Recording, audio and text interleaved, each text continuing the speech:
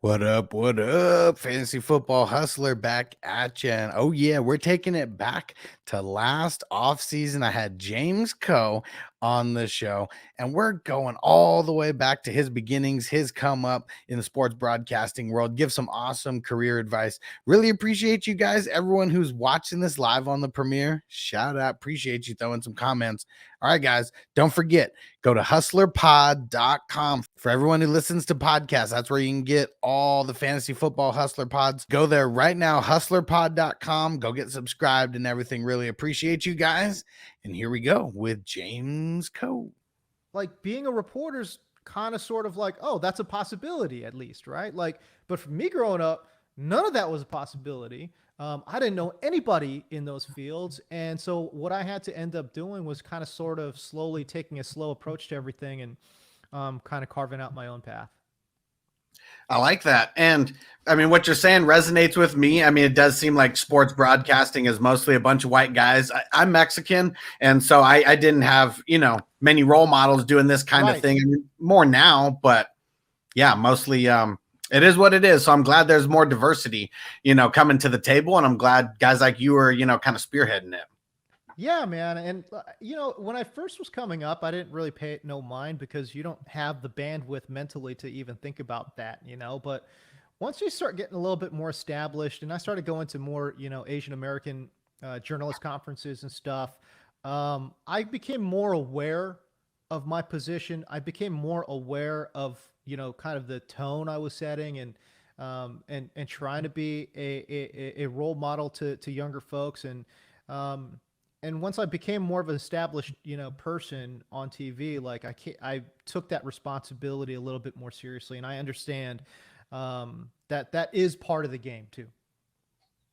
Yeah, we need people setting the tone and just like being a role model. I mean, if nothing else, and you're definitely setting a good standard out there. So I appreciate you for setting the tone.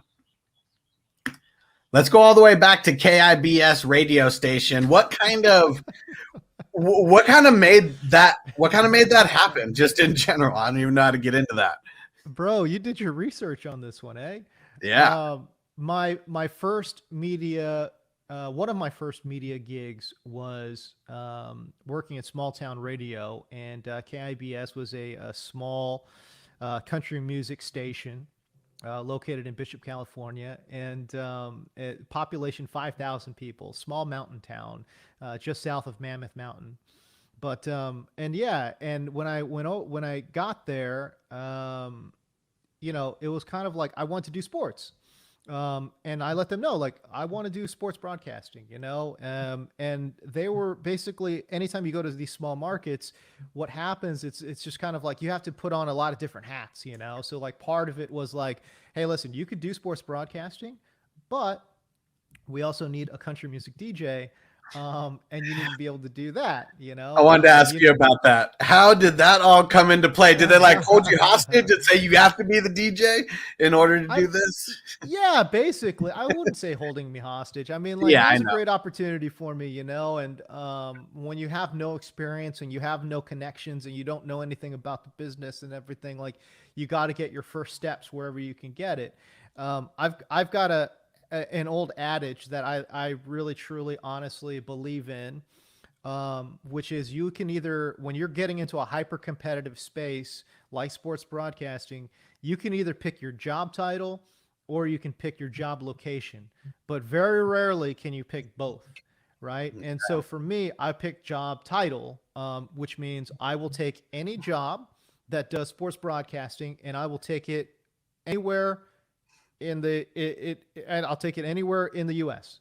Right. So I'm going to be completely location agnostic. Like, I don't care, I just want the job.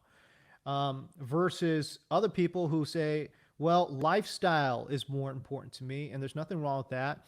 So if I grew up in, let's say, I don't know, Chicago, well, I'm not going to take any job outside of, 2 hours of Chicago. Well, okay. Now you got to pick now you're picking your location over your job, but very rarely can you pick both. So when I got to KIBS, it was more of just okay, so you've got to do country music DJ stuff.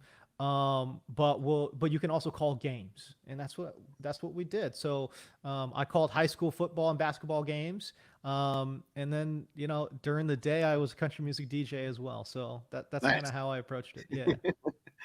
That's cool. And it totally makes sense. Yeah, you can't pick a job title and location. Some people may want to work at a bigger, more established place and may not get to do what you want. So I totally get that. How about we switch gears to when you got into TV with KBAK? Yeah, that's the CBS and Fox affiliate there in Bakersfield. But after I worked at KIBS, I actually went. I talked about going back, and I was this 26 or 24-year-old kid, 25-year-old. I don't know. I was 25 or something like that. I'm making, I think I was making 20K, right? And I just am the kind of person, I've got too many ambitions. I'm too smart of a dude. Like I just knew that I wasn't going to be that cat working in small town radio for the rest of my life. That just wasn't for me. And so now how do I go chase that paper? Like, how do I go get that bag? Like, how do I go do that? Well, I go do that by being on TV, because TV money is exponentially more than radio money. Well, here I am. Like I said, I don't know anything about the business. I don't know anything about TV. I don't even know how to get on TV, right? How do I go about doing that? Well, for most people who don't know anything and don't have any connections, going back to school is the only way. And that's what I did. So, fortunately for myself, I got accepted at the USC master's program for journalism, got my master's degree in journalism. And then after that, I had a couple of internships. And by the way, man, like everything I'm talking about, so much of it is like, networking.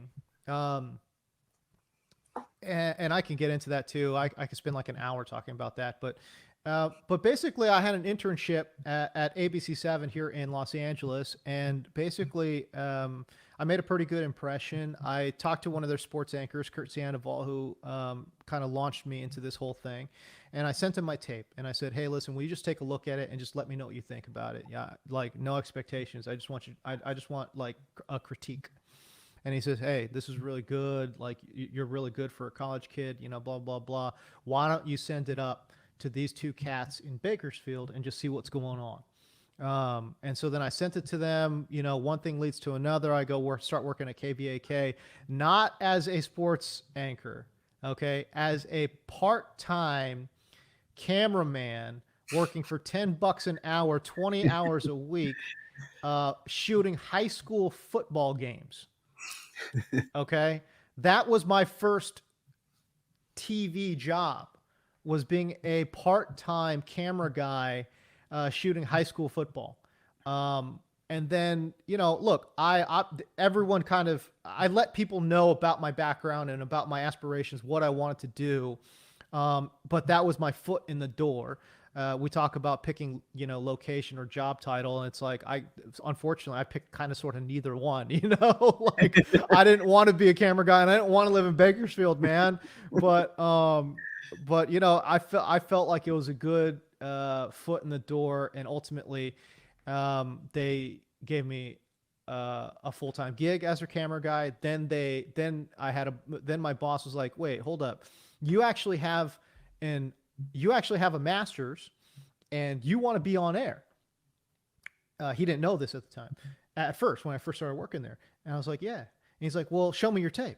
I was like, well, here's my tape. And he's like, what the hell are you doing being a camera guy, bro? I'm like, yeah, I know. He's like, okay, well, why don't we make you a weekend reporter? So that's that's kind of like how my career kind of really got started, was being a camera guy Wednesday, Thursday, Friday, and then being a reporter on Saturday, Sunday. And I just did news. Like I never covered sports. For the 2 years that I was in Bakersfield. But I won a bunch of awards covering, doing journalism, covering hard news. Then I got up to San Diego, your location. Yeah. And it was the same thing, but this time now they made me a full-time news reporter. So I was just doing on-air stuff. I was still shooting my own stuff. I was still shooting, editing, writing, doing everything on my own, slapping this all together. Nice. The crazy thing was, bro, like the thing was, I was really good at it. Like I won a bunch of accolades doing that, but I didn't want to do it. That's what I was going to ask. What was some of the things that helped you get, I mean, with KBAK, get the Emmys, get the AP Reporter of the Year? What were some of the things that got you those awards? I would say I studied a lot of tape. I did a lot of self-study, and I think for people in our industry, I don't think enough people do that. You know, like you got to go back, look at your work. I still have a pen and paper of stuff. Like I've got a pen and paper of stuff that I just like, notes that I write down for myself. Like, okay, improve on this. You know, hey, these are things that you do well. The things that you do well, just do more of that. And that was like my first boss. My first boss, like, you know, really sat down with me and said, okay, I like this. I don't like this. And he would say, I need you to work on this. And for the next week, that's all I would work on. I would just work on that one thing, you know, whether it was like, you have like a verbal crutch. You say, I don't know. I forgot what it was that I said. I don't know what it was, but he was like, you need to get rid of that. I'm like, all right, cool. So I'll just work on that all week. Like never say that word, you know? Or like, yeah, when you're shooting your stuff, it's like, okay, well, we need more of this. And it's like, it's just like, it's like Legos, man. You're just building. It's just small little pieces. And then after time, like, you know, this one little Lego block now turned into like a pretty cool looking house. And that's kind of sort of how it was for me. You know, you just working on one skill. I work literally on one skill a week, and to the point where I feel comfortable saying, okay, now that's not a weakness. That's kind of how I've always approached it from day one. And I still approach it to this day. I like it. And it's funny. Some of the things that you're saying are resonating with me right now. Things that I've been working on, filler words that I've been trying to remove. So it's all hitting home. I like it. Yeah. And I think self-evaluation is so important, you know? And I think not enough people do that, first of all, in real life. Okay. But especially in this industry, in this business, where there are some people that are so talented, man.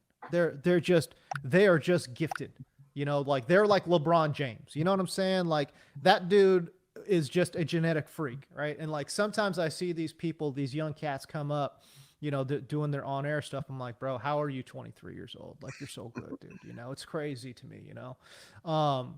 But I was not that way. I'm not that guy. I needed to work on my craft. I needed to hone my craft. The only thing that I had that I think was special was desire and passion, you know?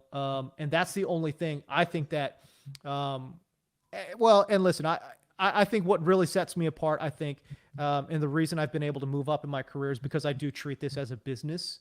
And I'm very professional with it, very intellectual with it. I think about this, you know, I try to think about this on a high level, intellectually, intelligently, and try to move forward like that. But really treating this and myself as a business. So that's kind of my approach to everything. But that all starts with self-evaluation. Like, you got to know where you suck. Like, you got to know where you're good and do those things that are good and just do a lot of that, you know? And I think it's easy for people to say, well, I suck in this area, so I need to improve on that. But there's the other side of it too, which is, what are you good at? And don't let other people tell you what it is. Like, maybe they can kind of sort of like push you on the right path, maybe, but you got to figure out, what is it you like to do? And what is it that you do well? And hopefully those two things marry, you know? It's like when I watch like a basketball player, you know, somebody who really, there are guys who like to score, right? But they're not good at scoring, right? That right there is a bad combo. So you not only have to like what you are good at, but also be good at it. And that part of it took me a while to figure out, and like just kind of piecing all of this stuff together, and just working on that, man. And there's no definitive answer. It's more art than it is science. Heck yeah. And self-evaluation, there's a lot of people that I could tell in this space. I mean, I'm doing this to make this full time. I'm treating this like a business every step of the way. And I can see there's some people who don't, and that's okay. And it just is what it is. But you can totally see the people that are doing it for fun and the people who are busting their ass to get better every single piece of content they put out. Heck yeah. And so you went from Fox 5 to KTTV, and is that that's the Fox affiliate in LA, right? Yeah, it's the Fox affiliate in LA. And this was the first gig in 6 years that I got a dedicated sports role, where I was their weekend sports anchor. Because in Bakersfield, never touched sports, never talked about it. In San Diego, I covered sports a little bit, but I did more of like sports human interest stories. Okay. And I covered sometimes I would cover like the culture of sports in San Diego. Sometimes I would cover the economics of sports in San Diego, but it was never like, oh, the Chargers, beat the Raiders and we go live to James Coe. It's like, no, I never covered a game story. Like that's not how it was. So I did sports related stories in San Diego, but when I got to LA, it was the very first time that I actually got to go to the Lakers locker room, go to the Dodgers locker room. Like, you know what I'm saying? Like, yeah. And go check out and cover these teams like a sports reporter. And even then I was only doing it like, 3 out of the 5 days, sometimes only 2 out of the 5 days. And yeah, and again, like, when I got there, it was more of the same. It's just kind of like, I go back to my other example, right? But like, I was really good at covering news. I have news awards. I have an Edward R. Murrow Award. That's like one of the highest, awards you can get in journalism. They don't have an Edward R. Murrow. Well, I guess they do, but I didn't win one for sports. I won one for news. I won an Associated Press Award, Small Market Reporter of the Year for news, right? Like, I'm good at news, and I'm really good at taking these complex ideas and then melting it all down and making it approachable and digestible. And by the way, what makes me good in news is also what makes me good in sports. I take these complex ideas and I'm able to somehow then flip it all around and turn it into a Hulk Hogan sketch, right? Like, you know what I mean? Like, I'm able to take these like crazy complex, next gen stats analysis and then package that all up and turn that into some weird, Jim Cramer knockoff. You know what I'm saying? So those are similar skills that I brought to the table, but it's just funny because even though I was good at it, I wasn't passionate about it. And that's where there was not a good match. And I really was passionate about sports. And I always knew that's the field that I ultimately wanted to get into, despite winning all of these awards. I love it. And it's more of a roundabout way, from getting into sports. I mean, there's a lot of professional athletes that get their job just because they were a professional athlete. You had to bust your ass along the way to be able to get the opportunities. So it's good to see. I mean, I didn't know. I knew a little bit about, pre-NFL Network, but I'm glad that I got to hear a lot of behind the scenes right now, because NFL Network, that was when I first learned about you, watching the fantasy shows, way back in the day. And you and Adam Rank always stood out to me because you guys always had the wrestling references and making it digestible, making it easy to take in everything that you guys are dropping. Yeah, and Adam Rank is a special character, man, for sure. And we actually have some announcements coming down the pipe relatively soon. We're not ready to go there yet, but yeah, man. No, listen. When I got to NFL Network, that was my first full-time 5 days a week sports gig. And part of the reason I got that job was because of my news background. And the reason I say that is because when you're working in news, you have to become a really good interviewer. I mean, I guess you don't have to, but certainly if you're good, you're a good interviewer. First and foremost, if you're a good journalist, that means you're a good interviewer. Yeah. Because you're not coming up with the data. You're not coming up with the information. You have to get the data. How do you get the information? You have to get it from experts. You have to get it from people. How do you do that? You got to ask the right questions, which means you have a good interview. So I was always a really good interviewer. And I applied that to all my sports stories as well. Like I would really think about like, okay, what questions am I going to ask? Like, how are they going to respond? If they respond this way, what am I going to ask as a follow-up? If they respond this way, what am I going to ask as a follow-up? Like I would have like a list of like, 5 questions and then what if questions. Right. And then one of the big things that I did when I was with Fox 11 in Los Angeles was I started my own MMA show for the Fox affiliate there. And it was the first local, MMA show that they ever had in LA. And I was just a big MMA fan, like I just wanted to talk to these guys. Anyways, long story short, I ended up getting on the radar for the UFC, and they would send me everybody, man. They would send me John Jones, BJ Penn, like, they would send me whoever, you know what I'm saying? Like whoever wants to talk, like, we're going down, we're going to talk to Anderson Silva, all these dudes, so awesome. It's all good. But I would, because I was a fan and because I was a good interviewer, like I would ask for long sit down interviews, and these interviews ended up, really taking off online. Like they would get like 200, 300,000 views. This is back in the day. What is this? Back in like 2012 or something? It was a while back. Anyways. And they were getting hundreds of thousands of views to the point where some of these MMA guys were like, I remember there was one headline, and this headline literally got me my job at NFL Network. James Coe, one of the best interviewers in MMA. Hell yeah. Sits down with John Jones, right? And the reception on it was so good, so great. Anyways, when I went into that NFL Network thing, when they Googled my name, that was the first thing that popped up was that headline. Nice. And so this guy that was doing the hiring or whatever, he's like, yo, we need some good interviewers here at NFL Network.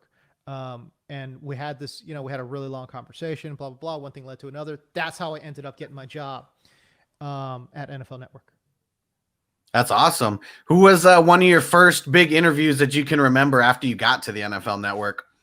I remember it was like I was only like a couple months into the job, and like I sat down, or I did a satellite interview with Peyton Manning. Nice. Here goes Peyton Manning coming off of like an MVP season. You're like, oh my Lord. But yeah, no, it was great, and it was like it was a little bit stressful because like they only gave me about 30-minute notice, and like I'm the kind of guy that like literally spends like 3-4 hours researching somebody and researching the questions that I'm going to ask. Like, I know I only have like a few questions when you're doing this like press junket, so I was all stressed out, but I thought I handled it all right. And yeah, it was pretty good. But those interviewing skills, they translated more to my job as a host, because I would ask good questions to my co-hosts, my analysts, like you mentioned Adam Rank, Marcus Grant, like all these guys, like I would ask them, I would try to ask them good pointed questions that they, could really shine, like it's not about the person asking the question, but man, if you ask a good question, that's when you get good TV. And that was my job. That was my role. And I took that role very seriously. Nice. So you just had to set it up, let them spike it down. I like it. Yeah, absolutely. So, and like, it was different, right? Like if anyone who's familiar with my work back at the NFL Network, like I didn't have a lot of personality pieces back then. I was a host, and I would set up, I would like lob it up to Adam Rank to dunk it in. I would lob it up to Marcus Grant to dunk it in. You know what I mean? Like that was my role. It's after I left NFL Network And don't get me wrong. Listen, man, like obviously if you watch Danger Zone with Adam Rank and I, like obviously I always had personality to do these things. That just wasn't my role there. But once I left and started doing other things as an analyst and not as a host, that's when I felt like my career really kind of sort of took hold and took shape and really started taking off. Are you ready, Jerry? I'm ready. Just want to make sure you're ready, brother. Show me the money. Oh, you didn't know? Every day I'm hustling. Every day I'm hustling. Every day I'm hustling. You put my shoes on, you wouldn't last a mile. Summertime, wintertime, I'm on the grind. Yeah, I got the ring, I'm the champ, I'm the genie of the lamp. This is the gift I was given, so I just live by my hustle.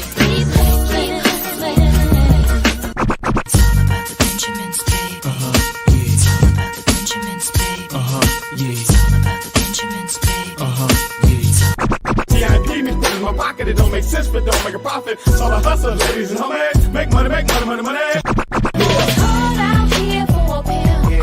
Really tryna get this money for the real. I want to find a thing to save my life. So I hustle. It ain't over for me. No, it ain't over for me. Here comes the money. Here we go. Money talk. Here comes the money. Show me the money! Okay, let's go smoke that joint.